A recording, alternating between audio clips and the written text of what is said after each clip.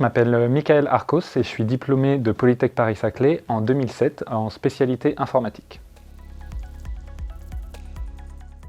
La formation à Polytech m'a apporté une grande diversité. J'ai appris beaucoup de choses différentes. Polytech, c'est une formation sur 5 ans et en 5 ans, on a effectivement le temps de voir beaucoup de choses, à la fois des sciences dures comme de la physique, de la chimie, des mathématiques, des soft skills, de la communication, du management, mais aussi de l'économie et tout ce qui fait fonctionner une entreprise dans laquelle on va évoluer. C'est aussi une formation dans laquelle il y a eu beaucoup de stages. Moi, c'est quelque chose que j'ai beaucoup apprécié. J'ai beaucoup tiré profit de ces stages pour savoir dans quelle filière j'allais m'orienter et ce que j'allais faire plus tard. C'est vraiment ce que je retiens de Polytech Paris-Saclay et ça m'a aidé tout au long de ma carrière. Alors l'ADIPS, l'Association des Anciens, c'est une association extrêmement importante dans Polytech Paris-Saclay. C'est une association dans laquelle je me suis beaucoup investi depuis que je suis diplômé en 2007. C'est avant tout un réseau et un réseau de professionnels sur lequel on peut s'appuyer en fait. Parce qu'une carrière, c'est jamais facile, c'est jamais prévisible et être à proximité de tous ces anciens qui ont eu le même diplôme que nous, en fait, nous permet d'avoir un vaste panel des possibilités avec ce diplôme.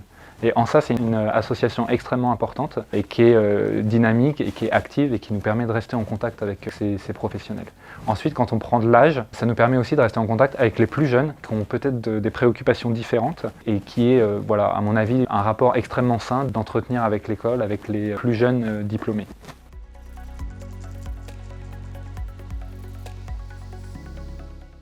L'égalité homme-femme dans les métiers de l'ingénierie, c'est un sujet qui est extrêmement important, qui est difficile à défendre et on sait aujourd'hui que ça commence dès le lycée en fait, pour orienter les jeunes femmes, les futurs ingénieurs, vers des carrières scientifiques. C'est extrêmement important aujourd'hui d'avoir dans les équipes et dans les entreprises des équipes diversifiées, hommes-femmes et tout type de diversité par ailleurs. Ça apporte beaucoup à une entreprise, à une équipe, à un groupe d'ingénieurs qui travaillent ensemble. Aujourd'hui, c'est pas tout à fait égalitaire, c'est pas tout à fait paritaire. La loi évolue pour encourager ces égalités. Je pense que c'est une bonne chose, il y a encore beaucoup d'efforts à faire. Polytech Paris-Saclay fait aussi ces efforts-là. J'espère que ça va continuer de s'améliorer.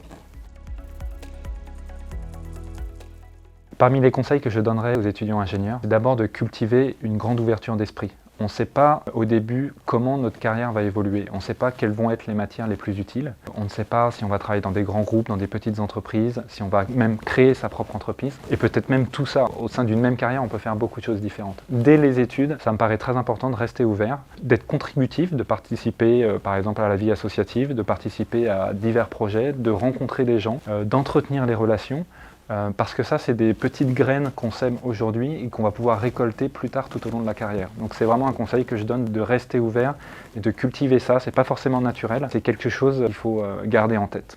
Concernant les pièges à éviter, c'est assez difficile de répondre à cette question parce que ça dépend de chaque individu. Je pense que les pièges à éviter, ce serait de rester dans un état d'esprit qui n'évolue pas. Si on n'est pas à l'aise avec un poste, si on n'est pas à l'aise avec une équipe, avec un groupe, il ne faut pas rester dans cette situation. Ça ne veut pas dire qu'il faut claquer la porte tout de suite, qu'il faut démissionner le plus vite possible, mais ça veut dire qu'il faut se poser les questions, continuer à se poser les questions, rester en contact avec les anciens par exemple, ou avec des amis, d'autres ingénieurs, partager son expérience, mais aussi être lucide sur sa propre situation. Qu'est-ce qu'on veut faire, qu'est-ce qu'on est en train de faire, et est-ce qu'on va dans la bonne direction par rapport à nos aspirations et nos valeurs.